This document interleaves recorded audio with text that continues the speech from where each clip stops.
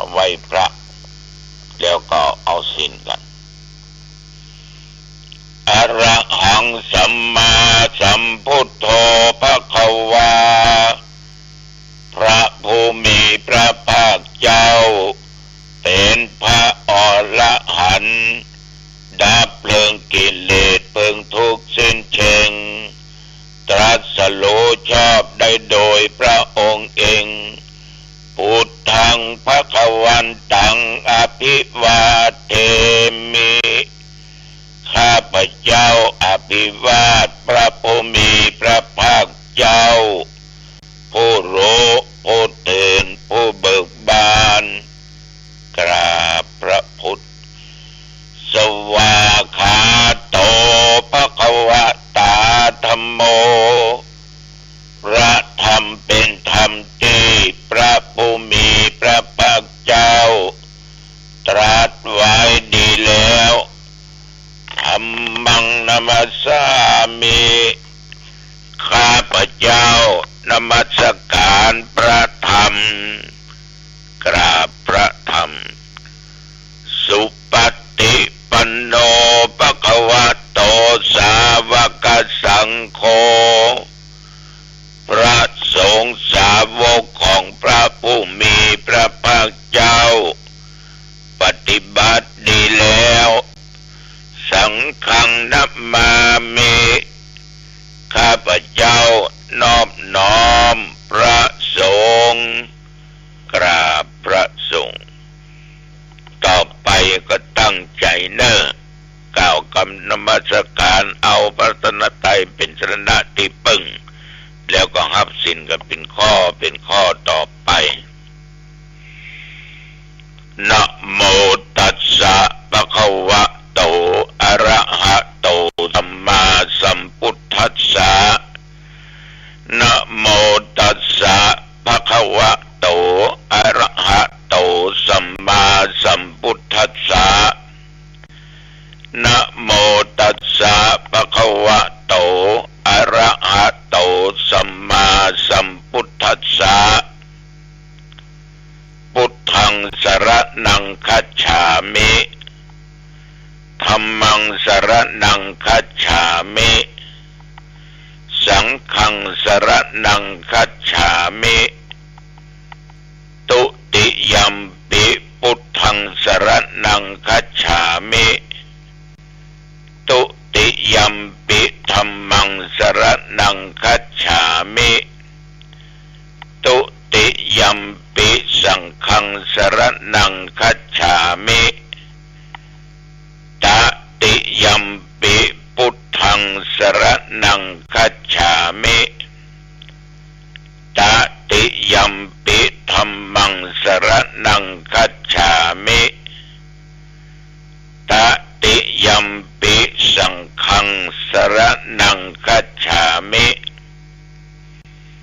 ปานาติปาตาเวระมณี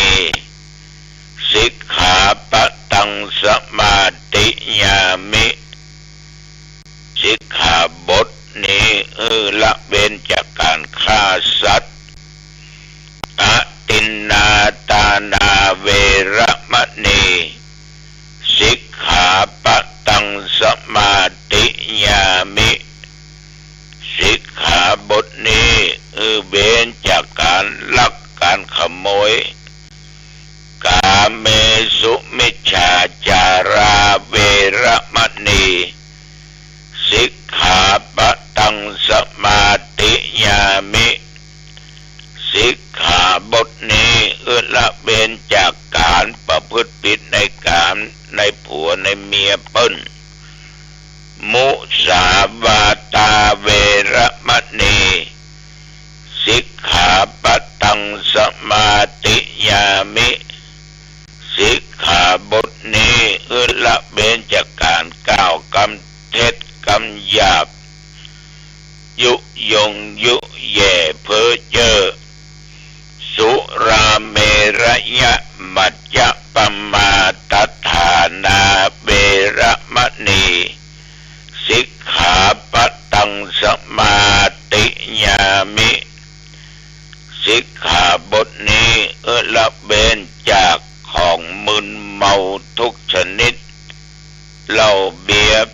กัญชาเฮโรอีนเนอร์อิมานิปัญจสิกขาปตานิสีเลนะสุขติงยันติ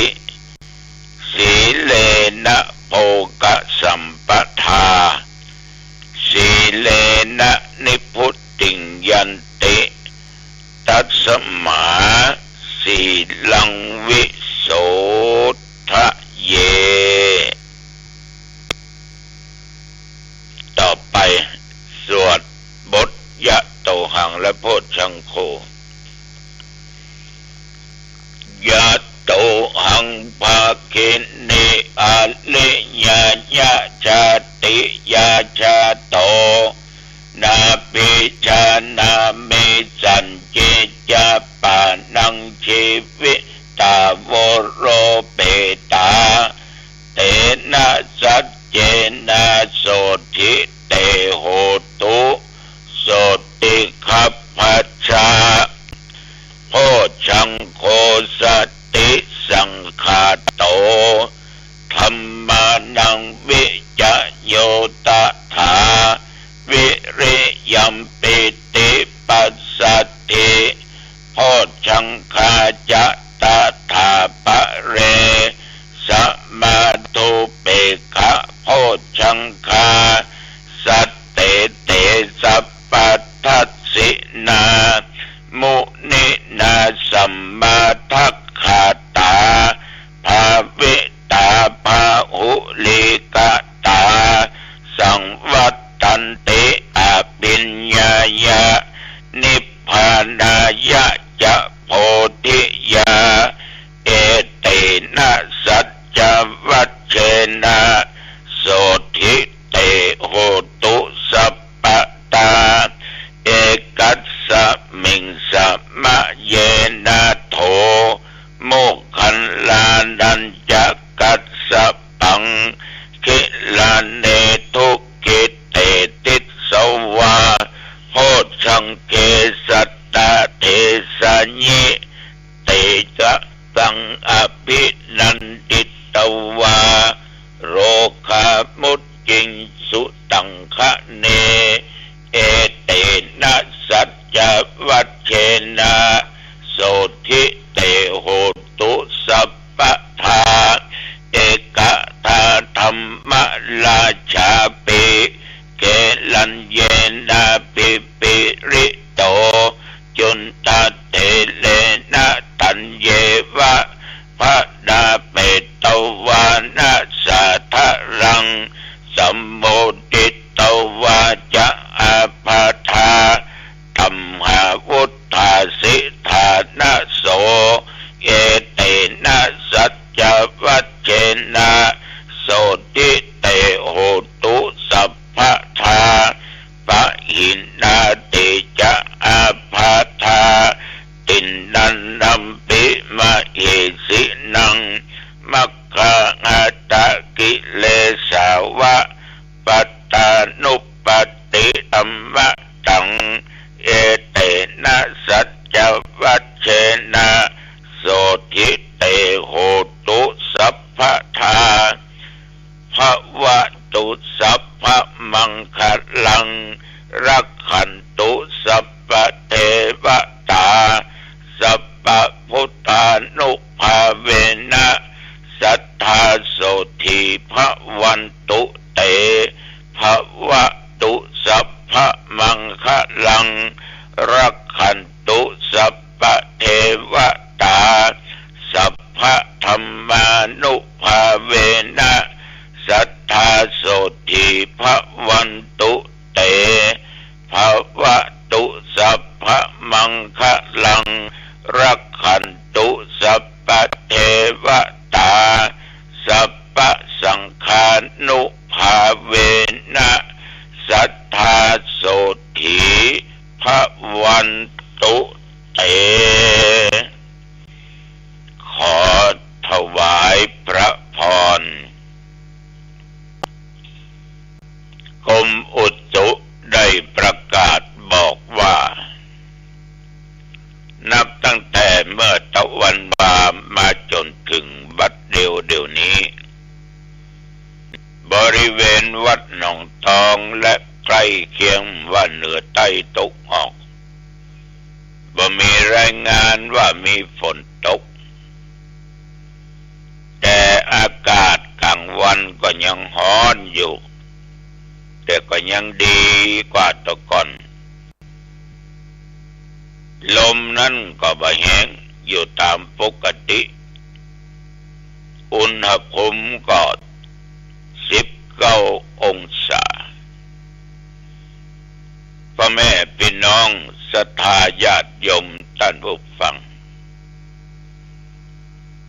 แต่ว่านี้จนถึงปัจจุบันฉันเจ้าแล้วก็ตึมได้ไปไหนเนาะอยู่วัดอยู่ว่าได้เวลาก็ออกไปที่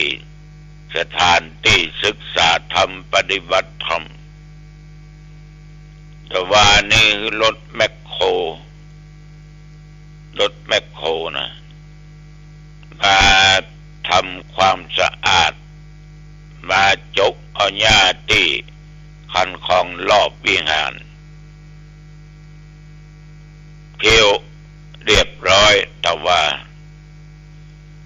แล้วก็ต้นปีนี้กลางเดือนมกราเนี่ย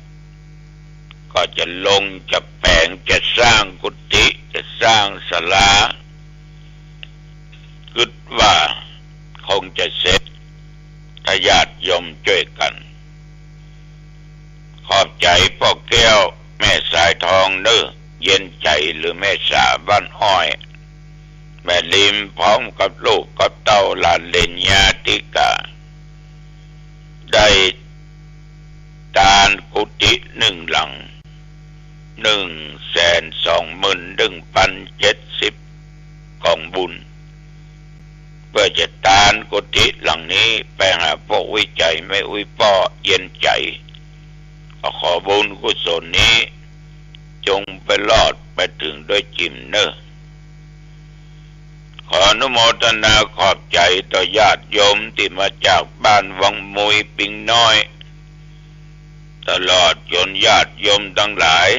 นะที่มาจากทุกสารทิศที่ได้มากินมาทานมาให้มาหอมนะช่วยตุลุงซื้อเครื่องมือการแพทย์เครื่องช่วยหายใจไว้องค์ยานะของอำเภอหางดงพี่น้องทั้งบ้านสลับปีนางหนึ่งก็มากันดังที่ได้กล่าวชื่อไปหลายที่หลายแห่งหลายโหนเนอร์ต้องขออนุโมทนาอยู่ก็จะได้ประกาศชื่อกันต่อไปอย่างใดต้องขอขอบใจยังบ่เพียงพอเพราะว่าของบุญต่างๆที่ญาติโยมอ้ายหอมมาก็ขึ้นไปอยู่เป็น5-6 ล้านก็ยัง4-5 ล้านนะอันนี้ก็จึงแจ้งพอออกไม่ออกญาติโยมได้รับรู้รับทราบแต่ว่านี่เข้าออกที่สถานศึกษาปฏิบัติธรรมเมื่อแรงก็ออกไปดูความเรียบร้อยเข้าออก2 ครั้ง 3 ครั้งนะอย่างใดก็ตามก็ออกไม่ออกก็ตั้งอกตั้งใจแล้วว่าจะสร้างมันเสร็จเอาไว้เป็นที่ศึกษาธรรมปฏิบัติธรรมอบรมกรรมฐานเนาะอบรมเยาวชนเวลามีบวชวิภาคร้อนก็จะไปใจกันที่นอกอันนี้ก็วางโครงการไว้ทำเมื่อมันเป็นประโยชน์นะถ้ามันเสร็จบริบูรณ์ตกเย็นมาก็ไปเยี่ยมเยือนที่เป็นงานพระราชทานเพลิงศพของหลวงปู่ครูบาอินตาอดีตเจ้าวาดวัดศาลาอดีตที่ปรึกษาเจ้าคณะตำบลน้ำแพร่เป็นเอาประสาทตั้งกันละงานจะเริ่มวันนี้จะได้อาราธนาสรีระร่างกายของครูบาเจ้าอินตาขึ้นบนปราสาทนกหัสดีลิงก็จะมีการสวดพุทธมนต์เมื่อคืนก็ฟังเทศน์ฟังสวดเช้า1 เช้า2 เช้า3 เสาร์สี่ก็เป็นวันพระราชทานก็มีเทศน์มีสวดพุทธมนต์แล้วก็ลากประสาทนกอัศนีลิงออกจากวัดไปพระราชทานเพลิงศพกันที่สนามกีฬาเทศบาลน้ำแพร่ระยะทางก็ประมาณเกือบ2 กิโลอันนี้จึงแจ้งให้ญาติโยมทั้งหลายรับทราบเน้อพากันไปช่วยกันเน้อพากันไปศพครูบาอาจารย์เนาะแล้วก็วัดคันธรสนี่ก็เดือนหน้าว่าตั้งแต่วันที่22 มกราจนถึง28เป็นวันพระราชทานอันนี้ก็เป็นวัดปีวัดน้องวัดหนองตองนั่นนะต่อใกล้ๆมาจะบอกรายละเอียดญาติโยมรับทราบท่านทั้งหลายท่านหลายคนนะมาบ่นมาว่าตุกใบตุกบอดตุลุงวิทจวดถึงวันนี้ก็ไปรับจ้างที่หั่นที่นี่ก็ได้พอกุ้มกินกุ้มจ่ายแต่มันเหลือนะมันอย่างมาตุกอย่างปล้ำปเหลือ มีมันก็ถึงเป็นตุกบ่มีก็ถึงเป็นตุกแต่ถ้าคนมีทรัพย์มันก็ตุกไปอีกอย่างหนึ่งตุกกว่าเสี่ยงนะตุกกว่าเพิ่นมาขอตุกกว่ามันหายตุกกว่ามันเหลือน้อยก็เลยเป็นตุกอย่างเขานี่ตุกเพราะโลภมากนะมีแล้วอยากมีแถมมีแล้วอยากมีแถมเลยลืมตัวเก่าไปที่ว่าลืมเนี่ยเพราะอย่างเพราะว่าบ่กินบ่ใจบ่กินบ่ต้านนี้อย่างสักอย่างมันก็เลยลืมไปก็นึกว่ามันจะมีอายุเป็นหมื่นปีเนาะ อันเนี้ยสมตุกนักเอาหาเจ้ากินค่ำถ้าเอามีความอยากนักตุกมันมีเพราะความอยากตุกมันมากเพราะความยึดตุกน้อยก็เพราะหยุดถ้าตุกหลุดเมื่อใดปล่อยวางเมื่อใดก็หายละแต่กล่าวว่าออกไม่ออกต้องกึศดูดีๆเนาะถึงวันเนี่ยเขาก็ถึงว่ากับเปิ้นว่ากับตัวเก่าตัวตุกมีเพราะอยากตุกมากเพราะยึดแสดงว่าถ้ามีความอยากน้อยมันก็ตุกน้อยมันก็ถ้ามีความอยากนักคือโลภนักเนี่ยมันก็ตุกนักทีนี้ได้มาแล้วก็เพราะความยึดนะปันนี้ก็ของกูส่วนนี้ก็ของกูรถคันนี้ก็ของกูบ้านหลังนี้ก็ของกูหัวบ้านของกูต้นมะม่วงกูต้นลำไยกูอย่างของกูทั้งนั้นเพราะมันยึดมันถือมันก็เลยตุกตำราตำรูนไผมาแตะมาต้องบ่ได้เอากูไปเนอะกูบังญาติโยมมันถึงได้เขาเชื่อตัวหน้าเชื่อตัวคำว่ากูบังนี่นะมันถึงได้เขาเพราะเวลาเขาตายละไปได้อย่างไปต่อยสักอย่างนะจะตุกจะสุขอย่างใดก็ตึมได้อย่างไปต่อยสักอย่างทรัพย์สมบัติที่ดินรถยนต์บ้านจองหอเอื้อนเพื่อนป้องครอบครัวไม่ได้ไปต่อยสักอย่างฉะนั้นเพื่อมีความสุขโดยการที่เขาบ่ยึดมันบ่ถือมันเนี่ยเป็นว่าตุกมันเหลือน้อยเพราะมันหยุดแล้วมันก็จะหลุดไปความตุกนั่นเพราะเอาปล่อยวางปล่งวางเข้ามาหาหลักในทางพุทธศาสนาว่าทุกอย่างนั้นมันเป็นอนิจจังมันวันเที่ยงแท้วันแน่วันนอนได้มาวันนี้วันผู้ก็ตกไปสู่มือคนนั้นคนนั้นก็ตกไปสู่มือคนหนึ่ง เปลี่ยนกันกินเปลี่ยนกันใจเปลี่ยนกันชม ญาติโยมมันเป็นจะเนี้ยนะฉะนั้นดาวตุกนักหนาป้าป้านก็มันตุกน้อยๆเนอะจะไปยึดมันเนอะปล่อยวางเนอะญาติโยมปล่อยวางนี่มีสุขนะปล่อยวางปลงวางนี่มีสุขถ้าญาติโยมยังมุกมุ่นอยู่อันนั้นก็ยังปล่อยวางเตื้อยังบ่ปลงวางเตื้อมันก็ยิ่งตุกหนักเข้าไปตุกตึงจัดนี่ตุกตึงจัดนะเนาะนี่ตุเจ้าก็ขอฝากไว้กับญาติกับโยมเนอะจะไปกึดหนักจะไปยึดมันปล่อยปลงเนอะความสุขจะเกิดขึ้น